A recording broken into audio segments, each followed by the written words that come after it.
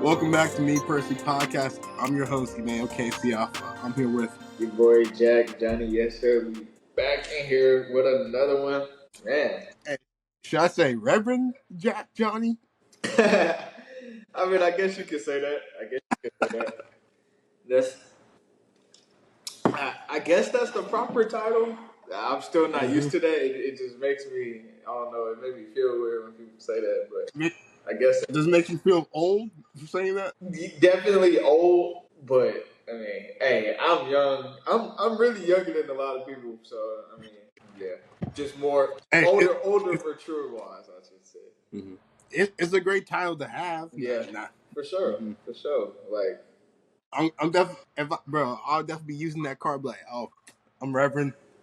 it's a little. I'm still. It don't seem real, but I mean, I know that it is real.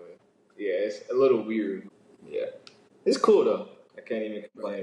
I'm not gonna lie. The message that you gave was a really good message. I would say that. I appreciate it, bro. Thank you, bro. Mm-hmm.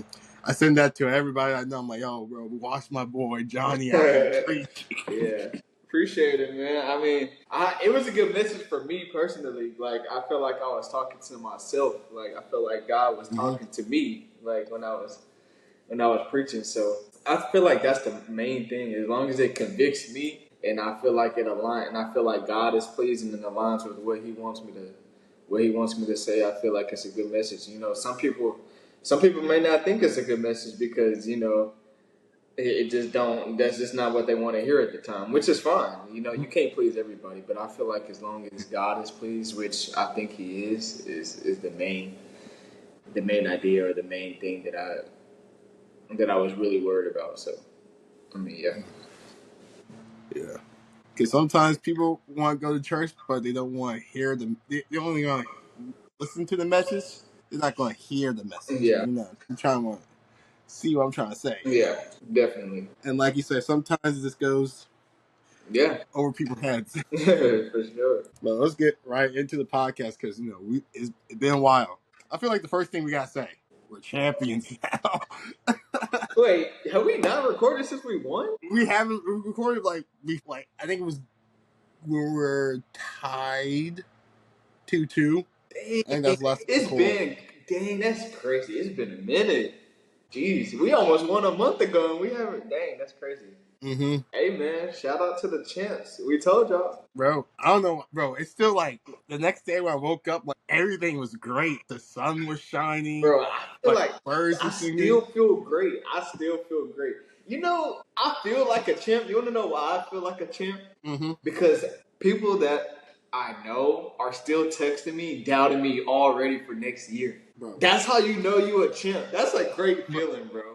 I'm still hearing people say Shea's not a top 5 player in the league. Hey, man. The way that Shea averaged 30 was one of the easiest ways a player has ever averaged 30. Besides James Harden, the way that he averaged 30, it was so easy. I don't think we've ever seen a player really just dominate and average 30 like how he did, besides James Harden and maybe a few other players. Mm-hmm. The foul merchant, free throw merchant, that's old, bro. Y'all gotta watch the games. Y'all didn't see the buckets that we seen, bro. Like, you really gotta watch Bally Sports. Yeah. Bro, I just can't wait for next season already, bro. Like, I feel like I saw this take, someone said like this, as a Thunder have a dynasty, this might be the worst team of the dynasty. Yeah. Like, team after this is going to be better. Year after this is going to be better. I feel like our type of dynasty is going to be similar with the Warriors, where like next year you might break a record, and we're not gonna blow the 3-1 lead. You know, we're gonna break the record and win.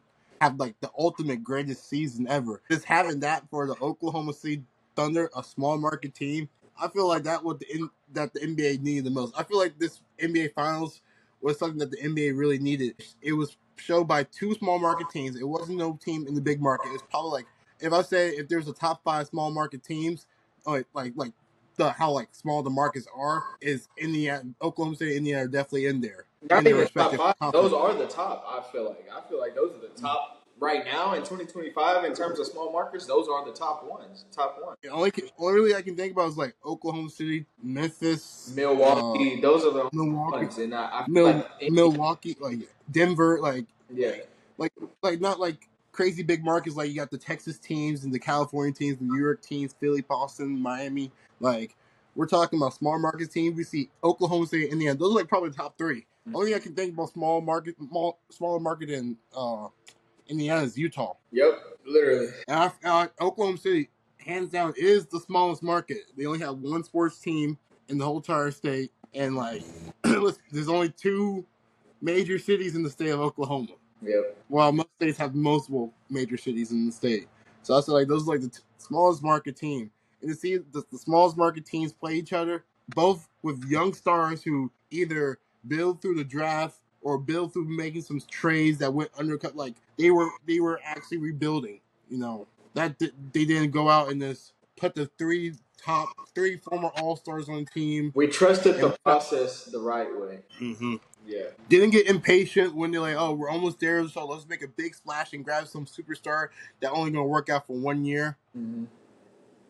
Only time that actually worked out was the Toronto Raptors. That was the best 1 year rental. Yeah. But I'm talking about teams like Philadelphia. They try to trust the process, but they're like, you know what? Since we can't draft right and we're almost there with Joel Embiid, let's just make the trade for Jimmy Butler and then not resign him for no reason for next year. Yeah. So like this seemed the two like this is how Adam Silver, like the right way of building a team. Adam Silver said the teams that he liked the most was the Oklahoma State Thunder in 2012 and the 2015 Warriors, because those two teams built their team through the draft, through picking up small pieces, not making a big splash in free agency until like the KD stuff happened. But like before KD, the Warriors with the Harrison Barnes and Draymond Green, David Lee, like those teams. So I feel like that this championship was like really good for small market teams for like showing how to actually make the rebuild. Like we still have all the draft picks, but like how key is the Thunder and Pacers show how key is their development, their market, their G League development, because that helped the Thunder a lot because their head coach and multiple of their role players came from the G League. Yeah. So that's my take of the day. Well, first take of the day. First take of the day. That's fair. Shout out Sam Presti. Bro's a mastermind, a genius. People forget when he became GM, he was really only like, I think 29 years old. Yep. That's impressive, bro.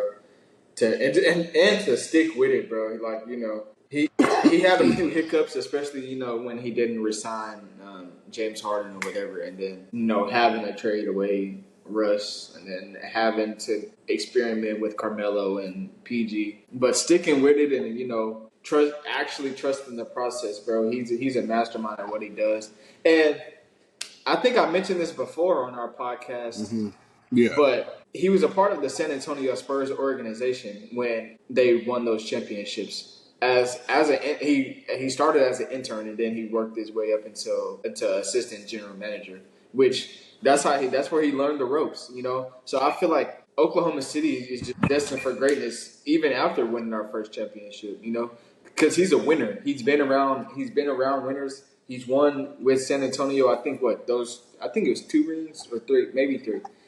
When he was in San Antonio. So he's building a similar organization like San Antonio, bro. And I mentioned that before on the podcast, but it's really coming to light now, and it's finally people can see. So shout out Sam Presti and shout out Mark Dagnall too, staying with it. Yeah, but we got some live NBA news right now. Free agency was wild. Yeah. I'm not gonna lie, wild.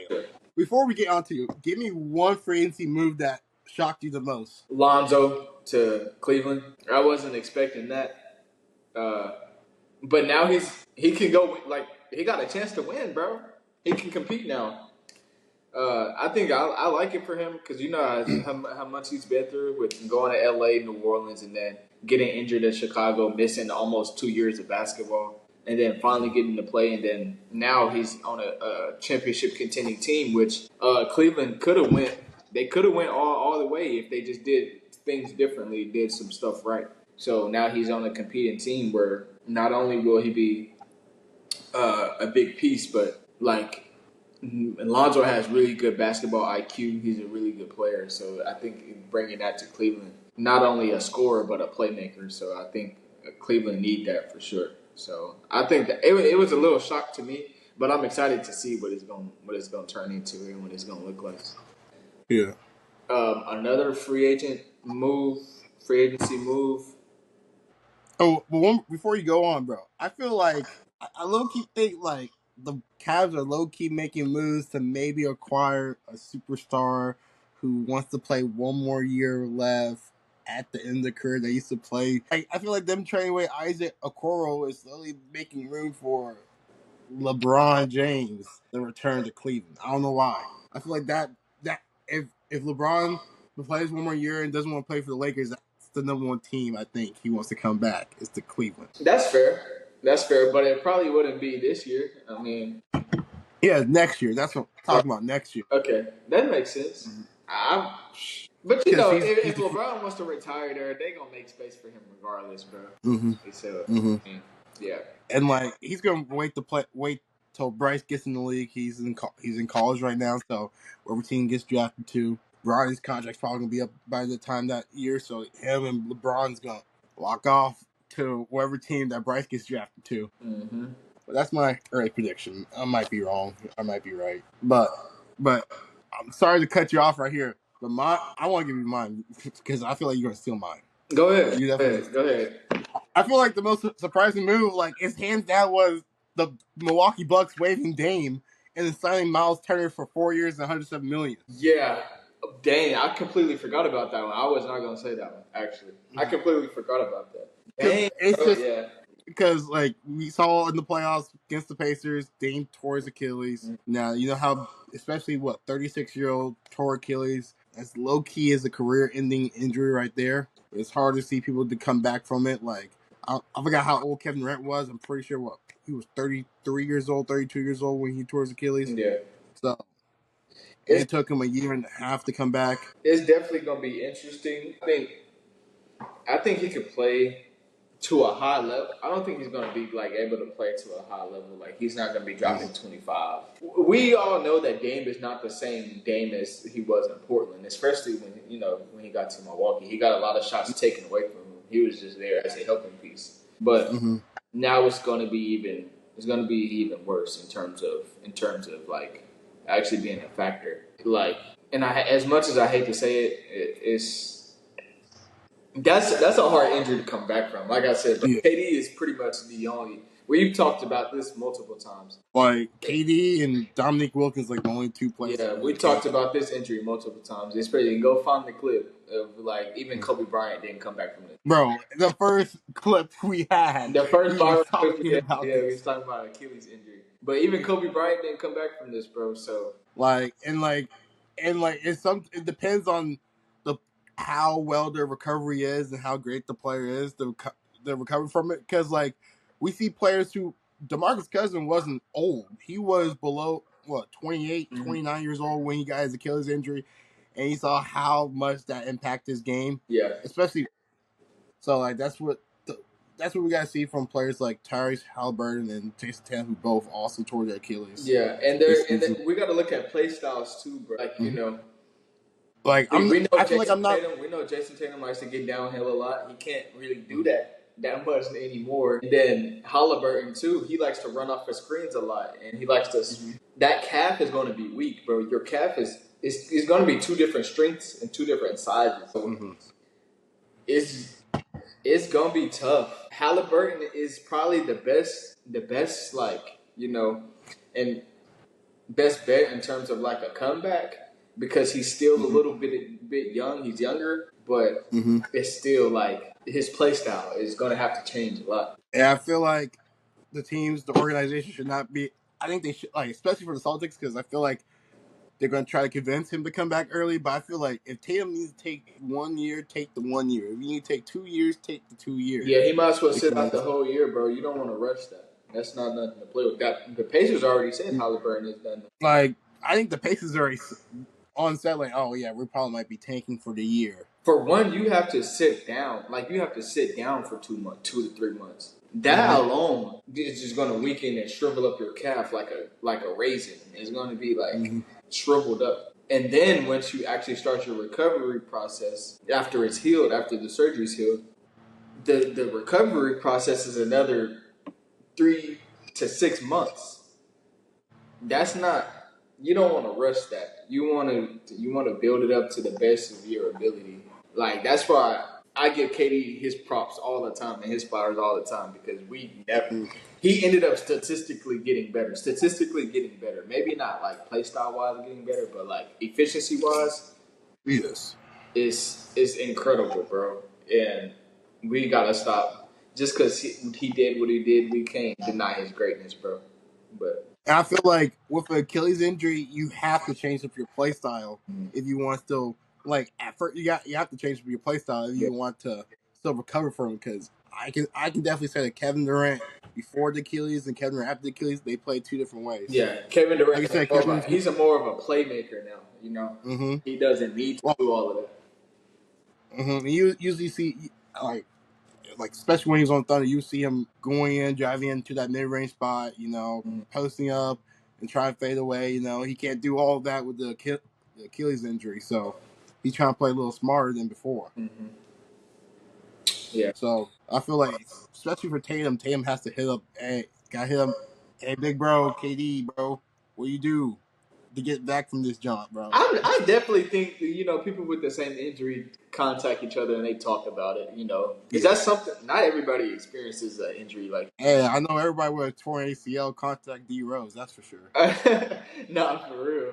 Meniscus and ACL for sure. Bro, everybody got D Rose's number. Like, hey, bro, D Rose, man, how you do this? Yeah, but we was, but I feel like the Bucks waving was surprising. But Miles Turner, I feel like Miles Turner leaving the Pacers was also surprising to go to the Bucks. But what's more surprising than Miles Turner signing with the Bucks that the Pacers let it happen. Like people were going to say, oh, he's not loyal. He stayed here for 10 years and then bro. The Pacers had time and time and time and time and time and time Bro, to re-sign Miles Turner. that's the thing, bro. Like, If they really wanted him, like, because I saw the president saying like, oh yeah, we just found out on the news that he left. No, don't even say that because you guys had multiple chances to sign Miles Turner. Y'all got cheap, got lazy, and decided like, you know what? We're not gonna give him his money. We're not gonna resign him with a contract extension because you guys could have gave him a contract they're extension. talking about how he's being unloyal. Bro, y'all were unloyal to him first. You know how many times Miles Turner been on a trading block? Exactly. We gotta stop. This is another. This is something that I said in our group chat. I don't know if you heard it, but like, it was a hot take on. I'm not even gonna mention it. It was a hot take, but basically, when Kevin Durant left the Oklahoma City Thunder, everybody looked at him as the snake, the cupcake, and a bad person for leaving. Granted, yes, he went to go join the team that beat him, which is why it hurt so bad that he left. But Kevin Durant literally put Oklahoma City on the map. Nobody knew what Oklahoma City was if it wasn't for Kevin Durant. He spent a whole decade here and lost every single year. Why would you waste your talent in a place that is not valuing your talent, if that makes sense? They're not even trying to build around what is something that the best we've seen in a minute. So in terms of that, we got to start looking at what is the organization doing to make these players want to leave. And going back to Miles Turner, he been on the chopping block dang near almost all his career. You can't say that he wasn't loyal to their organization, bro. He was faithful to their organization and continued to lose. So I would want to go explore somewhere else too, bro. Especially if I lost the way that I lost in the finals. Yeah, bro. And like these, like Miles Turner and the Pacers organization, like their relationship was they were both open, so like it's free for him to go explore something. He was just exploring a different connection, bro. The connection that he had was not. It's only cool when the Pacers are cool to explore. Yeah. But it's bad when Miles Turner wants to explore another connection. Come on. This sounds like some Melandriel. Like that just speaks so much like Melandriel, bro. Like the front office they want to explore connections. They want to put you on a trade block when it's convenient for them, but when it's time for you to you want me to move for you? You want me to move for you, but when it's time to move for me, like, bro, that's gonna be another segment. But we gotta talk about Love Island because I got a lot of stuff to say. Okay, we're gonna say. Oh yeah, but I like the move for the Bucks because I like Miles Turner. I'm always been a big fan of Miles Turner, even though like he's not really a guy to get rebounds. He more get like 5 to 6 rebounds. But let's be honest, you don't need to do that with Giannis. Giannis is going to average those 10 rebounds, 11 rebounds. Yeah. But you know what Miles Turner's going to do? He's going to give you that floor spacing. He's going to give you that the defense. I feel like he's a top 5 rim protector in the league. I like Miles Turner. And before the Thunder got Hartenstein, we talked about getting Miles Turner a lot.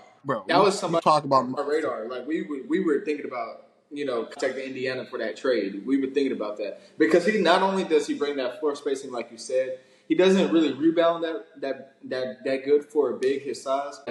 When you have rebounders like Giannis, Miles Turner just brings that passion. He brings that defense. He brings that fire. He just brings that energy, and he's really like a molding piece of the Pacers and what they had going on. Like they have that grit.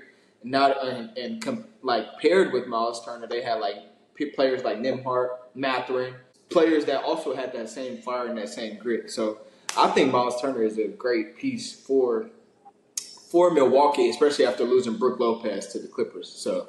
And they basically just got a younger Brook Lopez. Yeah. Turns only 29, 30 years old. Yeah. So he got 4 or 5 more years left in his tank for him. So that's gonna be good for Giannis and crew down the road. I'm not really too hyped about the rest of the roster because they do have Kyle Kuzma also there. But let's see how Kyle Kuzma and the rest of the crew works. To be honest, that's the only 3 people I know on the Bucks team right now is Kyle Kuzma, Miles Turner. Yeah. I don't. The Bucks roster is a little dismantled right now, and Giannis knows that. I know you've seen that speed clip when he was on speed. He knows, like he's aware. But Giannis is like really faithful and loyal too. So, and Giannis don't got nothing else to prove. Like, granted, he still wants to win because he doesn't want to waste what he has right now. But he's aware. I feel like Giannis is definitely like closed off with the Bucks. Yeah, he's exclusive. He's exclusive. Yeah, exclusive for sure. Yeah, but we also saw moves. I feel like we were gonna say a move before me.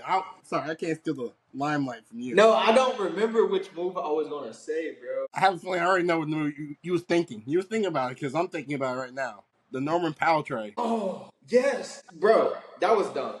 That was dumb. Why would you? If you're the Clippers, you don't let him walk, bro. You don't let that happen, bro. And it wasn't even him walking. They traded in that, what was it, 3-team trade? Yep. Yeah. Kevin Love went to the Jazz. John Collins went to the Clippers, and then Norman Powell went to the Heat. Yeah, bro. Nah, that's not a good trade if you're the Clippers, bro. Yeah, bro.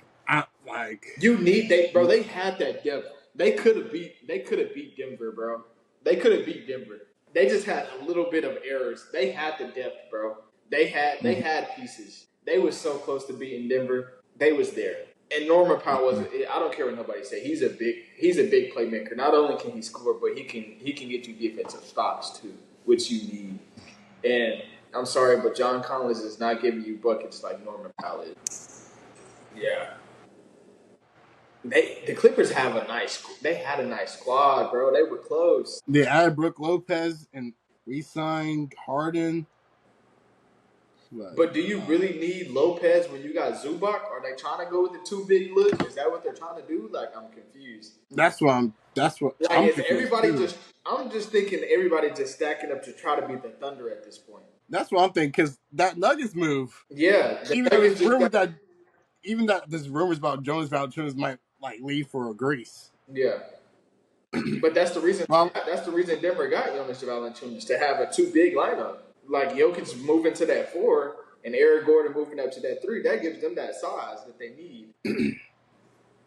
At least to have someone off the bench, like you don't have to worry about having Jokic out on the game for the whole entire time. Facts, yeah.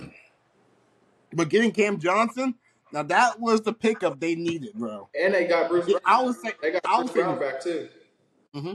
I was saying the reason why the Nuggets lost to the Thunder because their third superstar was shooting like bricks. Okay, he was shooting like bricks. I'm not gonna lie. Yeah. The next KD, like people like to say, Mr. I don't want to pass the ball. That's why he's going to average 30 on 50 shots in Brooklyn. Mm-hmm. Cam Johnson and Michael Porter Jr. Oh yeah, not gonna give each other the ball. not Cam Johnson, Cam Thomas, and Yeah, Michael Porter Jr. yeah. But replacing him with Cam Johnson, that's a plus. Not only did you get size, I feel like Cam Johnson can play a little bit of defense, and he got a burner. He can spark it for sure. But are you ready to hear this hot take? This is gonna be a hot take, Okay. like hot take. Okay. Okay, be prepared. I feel like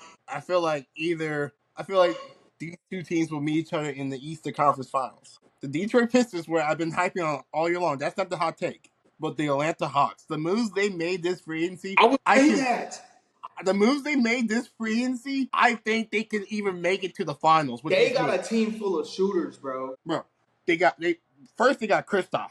They got Kristoff. And then they got Luke Kennard, I think. And then Luke Kennard and Nikhil Alexander-Walker. Nikhil Alexander-Walker, Trae Young. Bro, they got shooters, bro. They already had Trae Young, Dyson Daniels, Zachariah Richard, Jalen Johnson. Like they got a solid team, bro. Low key are building the moves, and Quinn Snyder. Don't forget, he was the former coach of the year. He knows how to coach the team. He likes his team to be more defensive oriented than other teams. I think when they got Nikhil Alexander-Walker, and I seen that they got Luke Kennard, I think I commented in the comment section. I was like, this is literally like the great value brand of Golden State. Like, they got shooters, bro. That stretch big and Kristaps is going to be crazy. It's going to have so much space on the floor. And Trae Young's already a good passer. He's already a good playmaker. And like Kristaps going to love to play with Trae Young because like Trae Young loves the pick and roll game. Mm-hmm. He will pick and roll, pick and pop. And, like he's gonna move the ball. It's gonna be that pick and pop or roll, bro. It's gonna be And then like I don't remember the draft pick, but the free agency moves they made this year. That's why I feel like the Hawks are gonna be in the finals next year. The way these moves looking to me, especially how open the East looks. Yeah, like the three teams I feel like that has a good chance to win the East is the Hawks, the Knicks, and the Pistons. Yep, it's gonna be wild. And I feel like Orlando, they've been getting, if they get it's gonna be it's definitely gonna be out of Cleveland, Knicks, Hawks, and Pistons. But I wouldn't be surprised if a fifth team in Orlando sneaks in there, bro. Mm-hmm. We say that every year, but they're just, they still got their core. They just extended their core that they had. So yeah, but let's also talk about, a move. Some people saying that we'll take the Lakers over the edge. Some people that don't think the Lakers, that's like, okay, it's good, but they need a lot more. DeAndre Ayton to the Lakers. What's your thoughts about that move? I've been the biggest DeAndre Ayton hater since Arizona. Yeah. Not even gonna lie. I mean, he's a good. He stole my bracket. I'm not gonna lie. That Arizona team stole my bracket that year. Yeah, he's a good big, bro. Like, he's big. He's a body. He'll get boards. But when it comes to offensive, I think he's just a liability in most cases. Like, the pick and roll is good, but that's not always going to be available, So, yeah. Do I think it's going to take the Lakers off the edge? Absolutely not. I mean, he's just a bigger Jackson Hayes. And Jackson Hayes, in my opinion, is better than DeAndre Ayton. DeAndre Ayton really hasn't showed me anything since he's been in the league, bro. Maybe it's because he was in Phoenix and then he went to Portland, which is another losing franchise. But he's just going to have to – I don't know. He just ain't showed me nothing. Like, and maybe that's a hot take and people are going to disagree with me on that. But I don't know. He just really ain't proved anything to me. Like, I don't think this is going to take the Lakers over the edge at all. Yes, they needed it big, but like DeAndre Ayton, bro.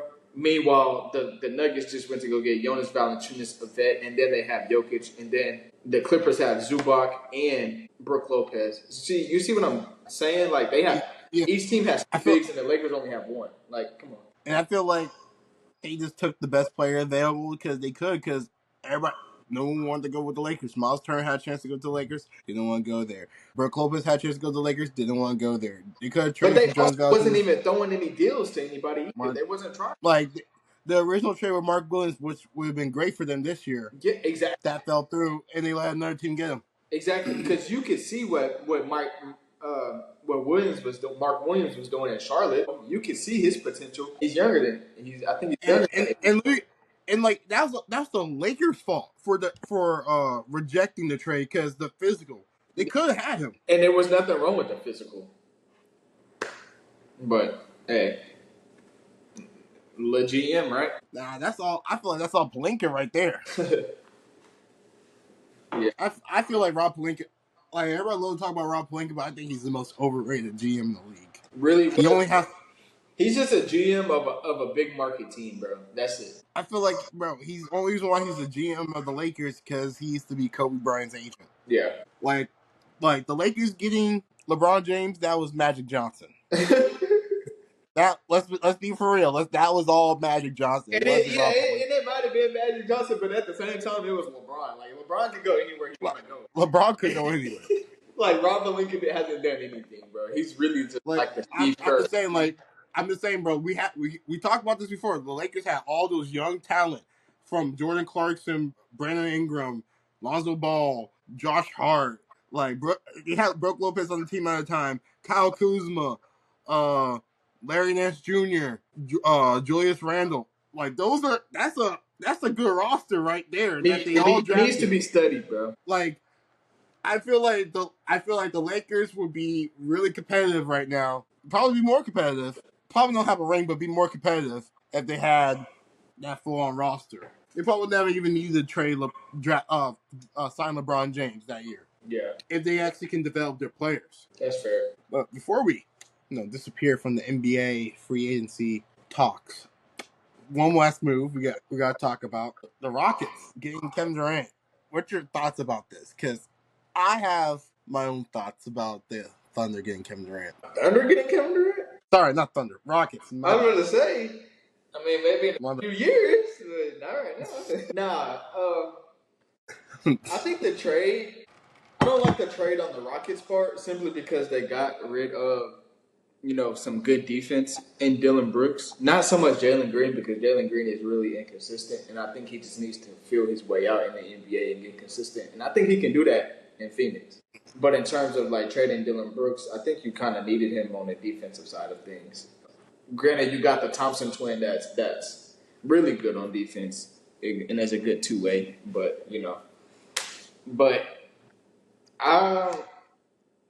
I'm glad he went to Houston, and I'm glad he didn't go to San Antonio. Because if he went to San Antonio, then it would be a big problem for the Thunder.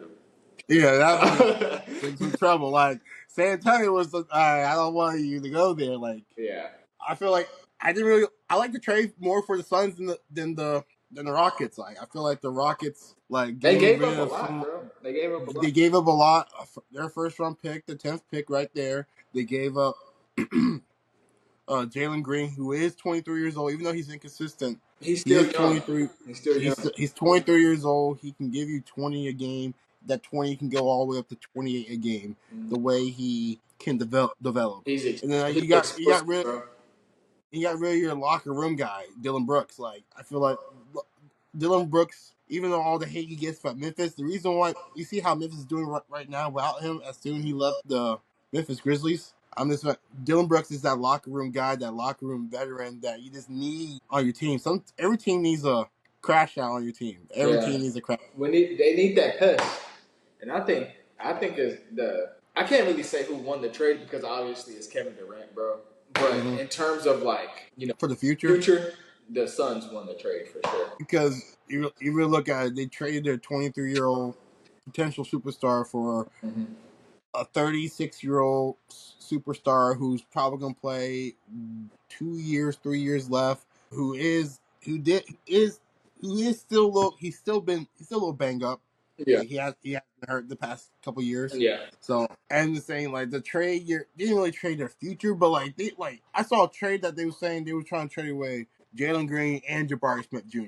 for, and that got rejected. Yeah, and I feel like, and also this also showed me. I feel like the Rockets did the fact that they were so eager to want to trade Jalen Green. I feel like the Rockets organization just didn't like Jalen Green at all. That's what I feel like. I think they was just eager at the first chance to get rid of Jalen Green, and they did. Especially how he played in the playoffs. Yeah, he played really bad in the playoffs.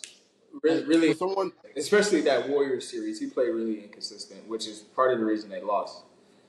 But like you said, he's 23. He's still figuring it out. But he could give you 20 a game, but it can also go up to 30 a game. The way if he gets hot, it's dangerous, bro. We seen what he did against the Thunder personally. Mm-hmm. So it can be like that. But the K and Jalen Green debates are done. Like, let's be honest. Why was that even a debate? Because they had beef or whatever? That's not a debate, bro. We knew Cade was that, bro. Like, Cade been him since, bro. Like, come on, bro.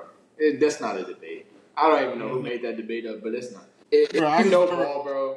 The better player is Cade. Hey, bro, I just remember watching them on ESPN during their rookie year, them beefing on the court. Yeah, bro. Granted, Jalen Green did dunk on Cade, but that don't mean that he's better than him.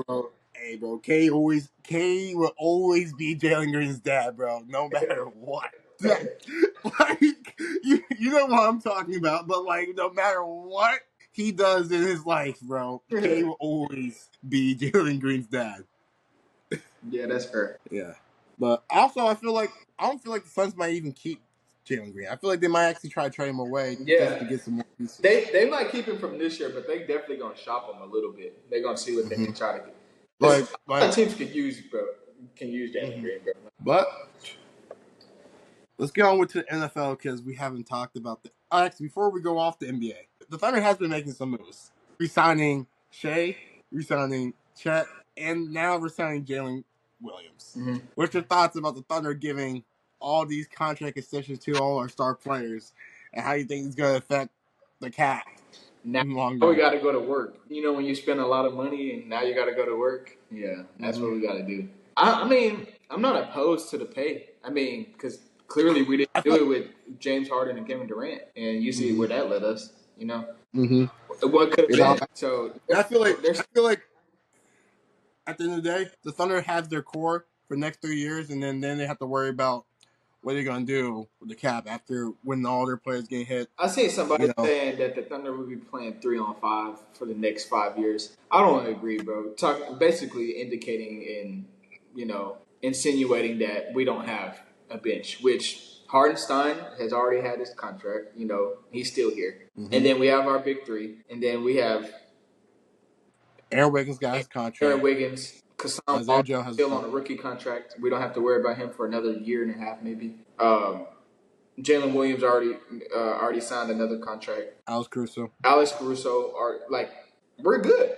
We're good. All of our core players all have contracts for the next 5 years. We're good. Only person we gotta wait on. Even if some of those core players left, we can shop our picks and get what we want to rebuild.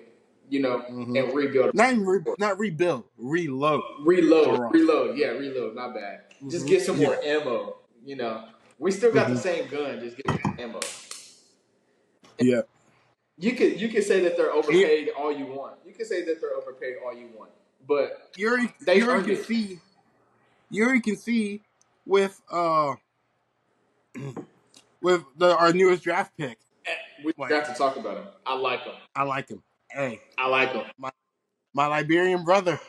Welcome to Oklahoma City. I like him.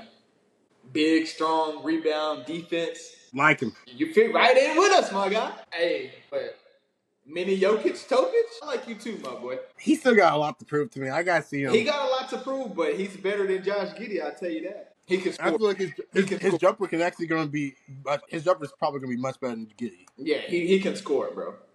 He looked like he can move. Yeah. Like, he won't be just a cone on defense. Yeah. He'll interrupt that passing lane. I was watching the G League game the other night. I think it will be solid, bro. I don't got no worries in terms of. Only problem with him is his turnovers, but I feel like that's going to improve. Yeah, that's going to improve as he gets used to the game, though. You know, he ain't played in an actual game in so long. So I don't got really too much worry. The people can say that we overpaid him all they want. It's $50 million a year, but they earned it. You know, J-Dub as a second option, he earned that. And on top of that, All-Star averaged 20 and dropped 40 in the finals game with a torn ligament in his hand. His hand's basically broke, where you can't move it side to side, bro. So, like, you could get $50 million a year out of me if you win us our first chip with a torn ligament. You earned that. And Shet would have been an all-star. Shet would have been an all-star if he played all season. People forget. That's the only problem with me with Chet. I just didn't see him play majority of the season because we seen him play all 82 his rookie season. Yeah, you see how he does because let's be honest. If he would play all last season, he would have been because you saw how he started off before he got hurt. Yeah, he was balling when he started. He got on the court. that's because he was in that lab with KD in that offseason. I'm trying to tell y'all. I need to go watch that video of Shaq versus KD in that offseason lab basically a year ago. He was in there cooking, bro. I think if he just get more confident, bro, they still young, bro. They very young. Like once they get the confidence to the roof, it's over. And I feel like with Chet, sometimes he's trying to play the game a little too fast. Yeah. When he slowed down the game for himself, a lot of things are gonna come wide open. Chet forget that. Chet forget. I feel like 7 feet. Chet He forgets that he's 7 feet sometimes. He be trying to I was fast. about to say that. I'm like, Chet be low-key forgetting that he's 7'1", that he can go to the rim whenever he wants. Yeah.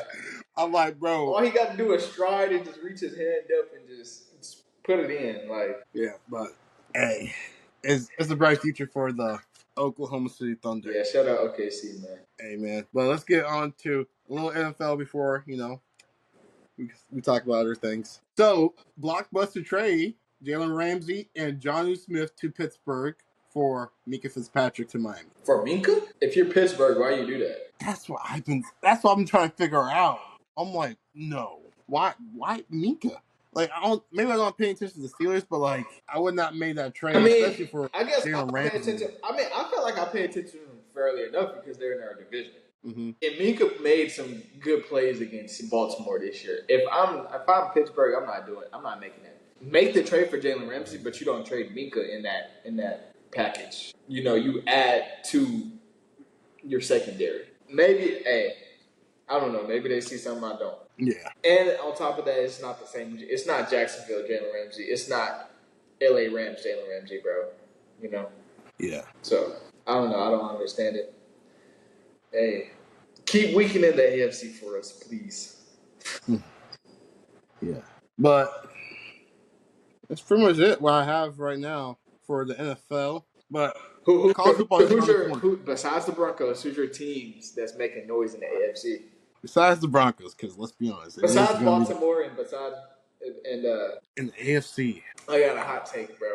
It may not be a hot take, but I think it's a hot take. See, I can't really think about the AFC because, let's be honest, the teams, we already know what teams are making the playoffs in the AFC. It's going to be the same teams as before. The same teams that made the playoffs before. But wait, hear me out. Okay, I'm listening. Give Tennessee 2 years. Hey, I'll give Tennessee 2 years. That's for sure. They gonna be nice, bro. I can't even hate, bro.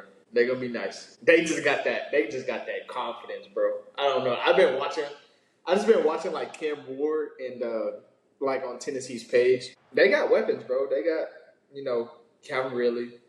They gonna be all right in a couple of years. But in terms of who making out the AFC, it's like you said, it's gonna be the same teams in the playoffs. Like it's gonna be from the AFC West. It's gonna be the Broncos and Chiefs again. Ravens, maybe Bengals, but like the Bengals been off season been a little iffy for me. Yeah, they look a little shaky. Kendary's not that good. Joe Burrow's not looking like Joe Burrow. I don't know. And then like AFC South is gonna be. It's gonna be the Texans, maybe Jaguars, but like you don't know with Trevor Lawrence. I feel like this year it's this last chance for Trevor Lawrence, bro. Yeah, we got him and Justin Herbert. We've been giving them too much leeway, We've been saying that they was young since they came in the league, and they're in year almost 5, maybe. They got Trevor Lawrence was drafted 21, so this is 4th year. 4th year. Like Trevor Lawrence been getting that Peyton Manning comparison since he was in college. Yeah. Like, okay, I get it after his rookie year. Okay, he was on the worst team in the league rookie year. I'll give you that. But hey, since the Jaguars already had 2 first-round picks on their teams already. Mm-hmm. How many times do you guys need to miss the playoffs and be a top 5 team in the draft? Yeah. They already had Travis Hunter. We gotta see something else. Yeah. We gotta see something else. We gotta see you guys make the playoffs because at this point, it seemed like it's not the team's fault. It seemed like it's more the quarterback. Hey, bro, maybe they should have kept Gardner Minshew that a couple of years back. That's crazy to say that too, but that's how bad Trevor Lawrence and the Jaguars has been playing. Yeah, and people still living on that one game when they made the Chargers blew a big lead in the playoffs. We got to stop living in the past. Different coach now. They fire your coach, so you have a whole new coach now. So let's see how it's different. Yeah. This is third coach in Jacksonville, by the way. Losing franchise, bro. Yeah. But I want to talk about college football real quick. Okay. The media day is around, so I want to give you what do you got some predictions? Predictions for who's winning the Big 12, Big 10, SEC, ACC, the important conference. Who's going to win the Natty, and who you got for Heisman? Okay. I'll tell you this right now. I can't give you a Heisman because, I really don't know. Big 12, it's just up for grabs, bro. At this point. Because, last year we was all saying Oklahoma State, Arizona, now. But I kind of got, some hope for this season in terms of Oklahoma State. Just because people, you can't get any worse. You have to win. You can only go up from here. Right? So they think that we're going to have a repeat season of what we did last year, which I don't think is the case. I think we'll at least get a bowl game, which is a crazy thing to say. Mediocrity, once again, from an Oklahoma State fan. But it is what it is. In terms of winning the Big 12, I don't think they will win the Big 12. Yeah. I think it's up for grabs. I'm going to just go out on a far limb here and say Texas Tech or Iowa State, bro. I feel like Oklahoma State, I feel like they just lost the motivation. Because, I feel like without, they don't really have no rivalry game to look forward to. I don't think Texas Tech is a big rivalry game. I feel like they look forward to play Texas and Oklahoma every year, and now they don't have the two teams they usually – those teams if we win this game, we're making the Big 12. Yeah. We don't have anything to look forward to, We don't got anything to look. We don't got any bragging rights. So what? We beat Kansas State or Texas Tech. It's not OU or Texas. So we don't have anything to look forward to in terms of that. In terms of winning the SEC, I don't know, bro. I really don't know. I don't really know who's going to win any conference, bro. I feel like Ohio State maybe win the Big 10. Or Michigan. But Michigan, they got what? Bryce Underwood is their quarterback. Is he going to be their starter? If he is still a true freshman, so I won't expect too much from him. He's just going to be handing the ball off. Wasting his arm. Hey, we're not going to disrespect. He's not going to be handing the ball. He's going to be launching that. No, he's not, bro. Michigan has never been that team to pass the ball. We know that. Yeah, I don't know who's going to win. Maybe as we get closer to September, we can start making our – because everything has just been so quiet in terms of college football, besides the college football game that just came out. But yeah. I feel like a team that might sneak up and win the national championship, I feel like they're going to follow the pattern of the last two national championships coming from the same conference. Really? Yeah. Who? See, this might be surprising coming from me, but I actually think Penn State might actually have a chance to win the national championship this year.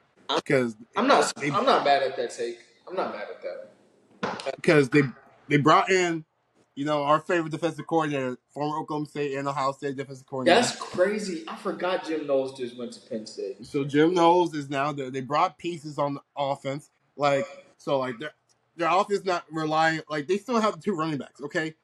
They're gonna win games from those two running backs. But they're gonna win the games that matter from the weapons they're gonna have. They gotta get Drew a lot more weapons, because let's be honest, when it came down to Notre Dame, we already know who's getting that ball. Yeah. And that was Tyler Warren. Now they have more weapons out there for Drew Allard to get. I feel like Drew Allard might have I'm not gonna say a Heisman season, because I have other people I think he's gonna win Heisman, but he's gonna have a great year. He just need to play a lot more smarter when getting pressure. I might be a Nittany Lions fan, bro. This might sound crazy, but I'm like a Jim Knowles writer. I'm a Jim Knowles writer. I'm not. He's just great. Bro, the things that he's done on the defensive side for all the previous three teams that he's coached, bro. Oklahoma State, we've seen that what he did in the Big 12. He went to the Big 12 title game, and then at Ohio State, we seen what Ohio State's defense was looking like last year, bro. So if it wasn't for the Oklahoma State offense, Oklahoma State would have been in the playoffs. Yeah, Jim Knowles did his job defensively on both teams, bro. So I'll say this, bro. I feel like Oklahoma State could have been in the national championship game that year, because they would play Michigan. Yeah, I feel like our defense would have blocked up Michigan's offense. Yeah, we would have faced like Blake Corum that year. I think. Yeah, it was, and they didn't have Jaden McCarthy. It was K McNamara. That's what I'm saying. If you gotta think about it, We had that in the bag, bro. Because we would have been the third seed over Cincinnati. So it'd been the first seed versus the third seed, and second seed versus Cincinnati. Still Bama. We would still have lost to Bama, but like we would win against Michigan. It don't matter. We would have went. We would have went. Oh man. That if you really think about it, like that was Oklahoma State's best chance of going to the national championship game. And I will argue with anybody about that. If Oklahoma State would have beat Baylor, we would have went to the national championship. If Jalen Warren would have played, bro. We gotta get Jalen Warren on the podcast. I just didn't ask him, like, bro. Desmond Jackson basically died after that game. I haven't heard from him ever again. Like, he transferred. He left that school so fast, bro. And like, I'm getting mad just thinking about this, man. Like, bro, because Spencer Sanders would not need to throw the ball so many times that he did, because he threw 4 interceptions, and it was still a close game. You gotta think about it. If we had a run game, the game would have been over, bro. We had the run game and the defense. Why didn't I'm replaying the play in my head, right? He basically got, what is that? To the left. That's like a wide. That's not even a counter. That's like just a wide. It's not power because he didn't run between the tackle and the guard. So it's not power. What play was that? He could have beat. Was that a stretch? It looked like a stretch on the play. Roll the clip, but it looked like a stretch. Mm-hmm. I feel like he knew he was not going to beat that backwards to that pylon, bro. He knew that. He literally could have stopped, cut back, because the help defense that was coming to make the play would not have got there in time to stop him before he got to that end zone, bro. If he would have cut. I just feel like I'm about to suit up, bro. I'm suiting up this year. Like, I'm just, like, that play still haunts me to this day, bro. Because, like, I just remember watching that in my dorm room freshman year. Yeah, bro. Like, we could have, like, I was depressed. Like, I go on campus, no one's talking. Like, the campus is dead. Like, bro. And that was like, okay. And like the year afterwards, you can just felt like the not having Jim Knowles on the defense. Like, I don't even know how we won games the year after that, the third year. Because let's be honest, our defense was good. It wasn't Jim Knowles good. It was decent. We just went off of Ollie Gordon's back and having a 37-year-old quarterback. Yeah. Yeah. And like, yeah. Because Spencer Sanders, he could have been drafted after going on. He was playing good the whole entire year. And then that last game. Yeah. I remember watching a clip. RG3 was saying Spencer Sanders for Heisman the next year, week 1. I'm like, Spencer Sanders? Are you joking? Oh, man. We're so cool. Yeah, but like we say, Jim Knowles, I feel like Penn State has a good chance of winning the national championship if they win the games that matters. Yeah. Being the Ohio States, being the Michigans, being the Michigan States, being the Oregons. If they follow that Jim Knowles defense can do wonders for you. I only think Ohio State, their quarterbacks are young. Like, they have a true freshman and a redshirt freshman. I don't think they're going to be as good their first year out on the snap. Same thing with Michigan, their quarterback's young. Is Clemson the ACC? Mm-hmm. You think so? I don't know. I'm not really big on Clemson. Maybe because I'm a hater, but I am a Clemson hater. But so I'm not really too big on Clemson. Miami is in the ACC. They did bring over Carson back. We're just going to have to see how the season plays out, bro. College football is so sporadic. We don't know. Yeah. We never know. You know. But the transfer portal messed everything. NIL and transfer portal, you don't know what's going to happen. Yeah. Literally. Yeah. But I like go on. Like, we did this last time, but I feel like this is a good segment for us to keep on going. So, is it a hot take or is it like the cap or no cap? Cap or no cap? Okay. Mm-hmm. All right, so I'm gonna do 5. Okay, the Chiefs will miss the AFC Championship game for the first time in 6 years. No cap. Yeah, no cap. I'm gonna say no cap to that. Don't look at the cut, bro. No cap. Like, no cap. I feel like teams are right. I feel like the Broncos might have a chance to actually knock them out in divisional. Yeah, that's definitely gonna happen. Well, that's it. Like, that's what I'm praying. Like, I'll wear a Broncos jersey if they do that. I'm praying that happens. Okay. Cooper Flagg will win Rookie of the Year in a landslide. Not a landslide. Not a landslide. Maybe he'll win, but I don't even think he's going to win, honestly. He's just a little bit mid to me. I don't know. There's just something about him. I'm not really on the Cooper Flagg hype train, you know. Same. Like, watch out for Jeremiah Fears. Watch out for Not Ace Bailey, but what's the bro from Philly? Oh, VJ Edgecombe. VJ, yeah, from Baylor. Him, Yeah. he's nice. Hmm. I feel like the Spurs might have to repeat with Rookie of the Year again with Dylan Harper. Yeah, him too. Yeah. See, Cooper Flag got comp, bro. So it's This draft class was like it's definitely really if he good. wins, it's definitely not a by a landslide. And plus, he's on a team. Cooper Flag is on a team where it's going to be people that can already score, like already outscore him. So he's not going to be scoring like that for him to win Rookie of the Year. So I always hate when they always throw this generational line for every single first pick. they never live up. Because I feel like every year everybody's generational. Cooper Flag's generational. Wemby, which he is generational. That's the only person I would say generational since LeBron. Zion was generational. Zion was generational. Markel Fultz, generational point guard. He can be the next James Harden. That's what I heard. Yeah. Like Andrew Wiggins, the Maple Jordan, the next LeBron. He's generational. Yeah. Like it's the same thing over and over again. Like Anthony Davis generational, which if he stay healthy, he really could be generational because we saw him with the Pelicans and DeMarcus Cousins. Like we hear this generational line every year, and that's just I feel like you only gotta use generational every 10 years, bro. It's really mean once every 100 years, but like can't be saying it's a person generational after every single draft class. Yeah. Okay. The Warriors should blow it up after this season. Yeah, I'll say no cap. I'm gonna say no cap to that. I really think it's like the end of the Warriors. Like, and I don't think they're going to blow it up in terms of they're just going to give up. I should say. Jimmy Butler's going to be gone, and then Draymond. I feel like may be going somewhere, but Curry's staying. Obviously, I feel like Curry's staying. I feel like Draymond Green might retire. Yeah, and I feel like the biggest mistake for the Warriors because their old GM retired. And they decided to let someone else run GM, and they decided to trade away Jordan Poole. I feel like trading away Jordan Poole was the biggest mistake because their old GM would never trade away Jordan Poole. Yeah. Okay, how about this one? This one's a little spicy. CJ Stroud will win MVP before Joe Burrow ever does. I'm going to say no cap. I'm going to say no cap with that. Because Joe Burrow should have won it already if he was going to win it. Exactly. Yeah, I'm going to say no cap, bro. I'm going to say no cap to that. Like, because of course, MVP comes with you have to win the games. I can see the Texans potentially having a great record, having the best record in the AFC, having a top 3 record in the AFC.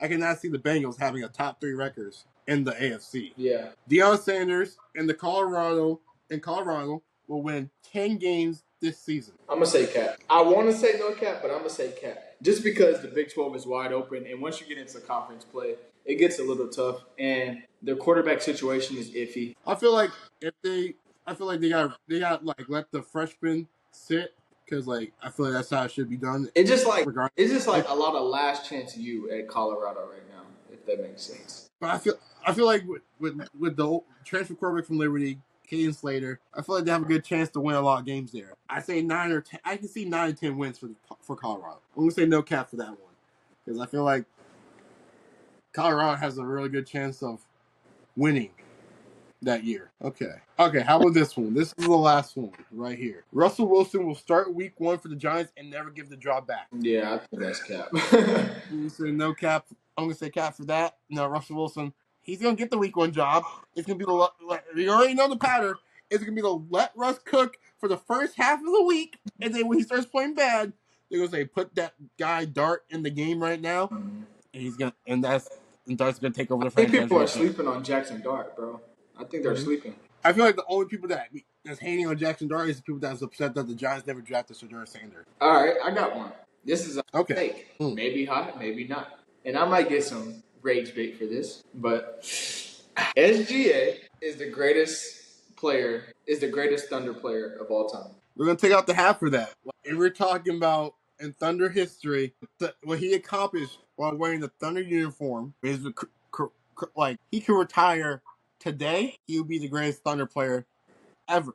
Because first of all right, the criteria only way to be in the conversation. You got to win MVP. He won MVP, scoring title, Western Conference Finals MVP, first team All-NBA, championship MVP. What else could you say? It's only gonna go up from here. I will say this.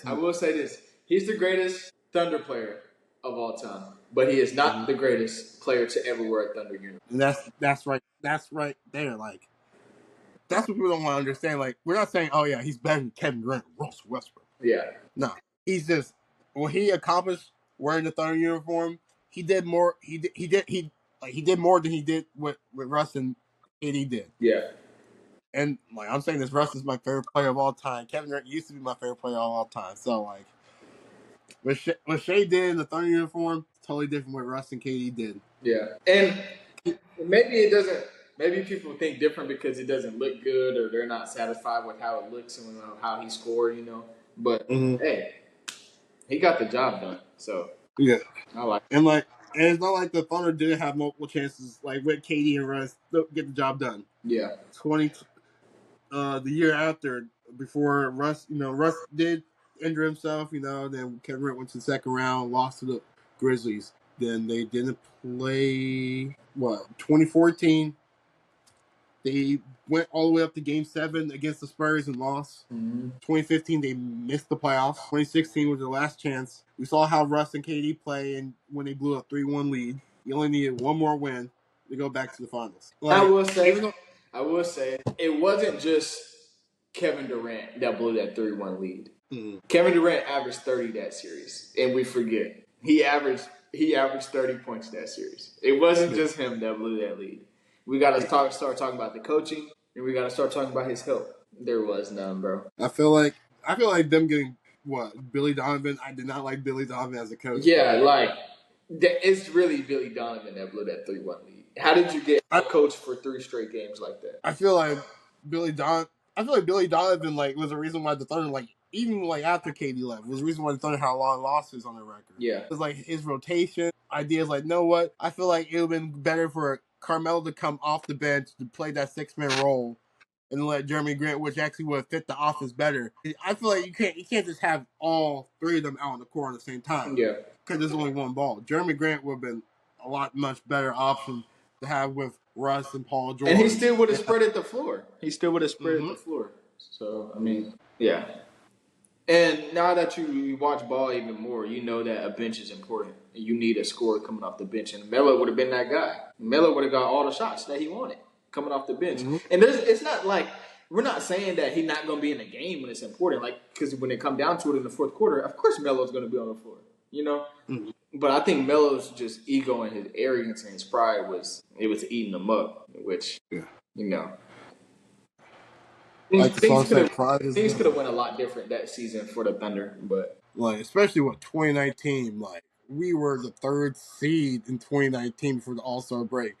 And after the All-Star break, we just started losing game after game falling from the 3rd seed to the 6th seed, and then game bounced in the first round by the Trailblazers. That could Thunder was actually having a top 5 defense that year. Russ and Paul George were both in top 5 for steals and deflections, but them getting hurt, them getting slowed down, kind of hurt them a lot. Yeah. Not really talk about it, but hey, shout out my guy T. Will, man. He back now. So, of course, all the craziness that was being said in Instagram notes. Trust, I got screenshots. Bro, I got screenshots, and I'm definitely sharing them with them. Hey, because people have been talking crazy. People talk crazy when you can't see what they say. So I'm like, when you get back on campus, you're not gonna say this. Bro, it's a lot of stuff that people were saying that you wouldn't say to this man's face, bro. So you can call him any type of name that you want and call him colorist, but bro, he was in my eyes, he was really the only genuine person that really actually went there for the right reason. It's called Love Island, bro. So and if you know Taylor, I feel like if you know Taylor, bro, you know Alondria wasn't his type. He's not gonna fake the funk. That's why he went with what he went as soon as he seen it. And you can't call him colorist, bro. You can't call him colorist because the girl he chose before he chose Clark was dark skinned. So I'm confused, right? And then on top of that, they're talking about how he went about his actions, bro. Alondria was kissing and tonguing down every man in that villa while she was in a connection with Taylor. Meanwhile, Taylor had the respect to not do that. Alondria was kissing outside of the challenge. Taylor wasn't. It's a difference. The double standards that we have with men and women, bro, we gotta stop. I see a lot of stuff on TikTok and how they're saying how Taylor did her so dirty. I don't think he did her dirty at all. Like he said, he's in there. He's moving for himself and he's moving for the right reason. He's not moving to keep nobody here. including Alondria, bro. And they got a good friendship. But bro, Alondria was so forced on having her a cowboy or having her a countryman, right? That she was so blinded by the fact that they didn't even have a real connection, bro. Mm-hmm. Like y'all are not physically attracted to each other. She wasn't attracted to him. She was more attracted to Ace. Ace just wasn't available.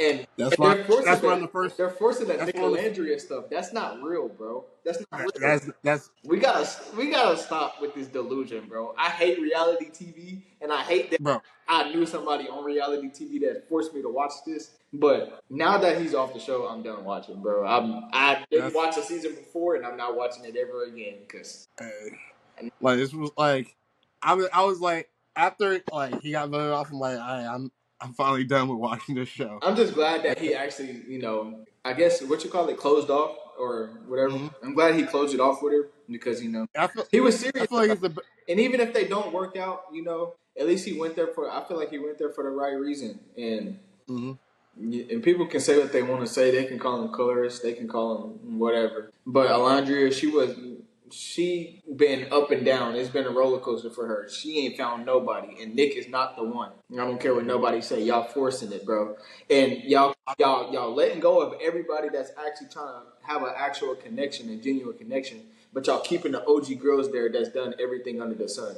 Huda, you're done for. The signs are showing. Not only once with Jeremiah, but twice with Chris. Mm-hmm. Shelly, you don't know if you want a guy or a girl.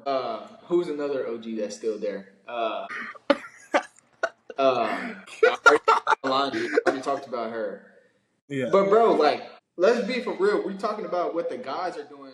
I guess it's because of reality TV. It's more women that watch reality TV, so obviously they're gonna side with the women. But we gotta stop being delusional here. Like, if you were on that Love Island show, bro, put yourself in their shoes. Y'all are tugging each other down every 30 seconds. There's no way anybody can find love that way. Based off the requirements of this show, there's no way anybody finds love. No way. There's a reason why Taylor wasn't attracted to Alondria. I think that the first interaction they had, they was tonguing each other down. You don't even know that person for real. You wouldn't even kiss that many people outside, and you're doing it on national television. There's no way you're finding love that way, bro.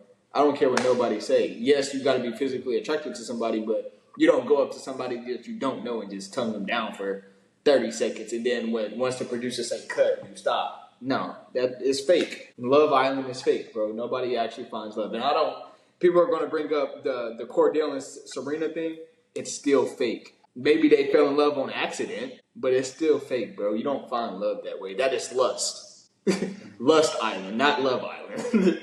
This is all fake, bro. Reality TV is fake. The script writers are writing, and they're making their money. So it's all fake, bro. Shout out Taylor for, standing 10 toes, standing on business, and not letting nobody run over him. That was the one thing that I was going to fear. Because you know how women be, bro. Yeah. And you can see it firsthand there. Could have, dead trying to, boss grown men around. No, that's not how that works. Yeah. That's not how they work. You gotta want a man to be a leader, bro. And she's not. She says she's mentally mature, or she's definitely immature. I don't care if you have a child. You're immature. Definitely. And you're not ready to be married or find the love of your life, because no man is going to put up with that. Because you're not letting a man be a man, bro. And even with them doing that baby challenge, it's just a challenge. They were just all trying to have fun. And bro, he don't got kids. He don't know you're this impatient with him.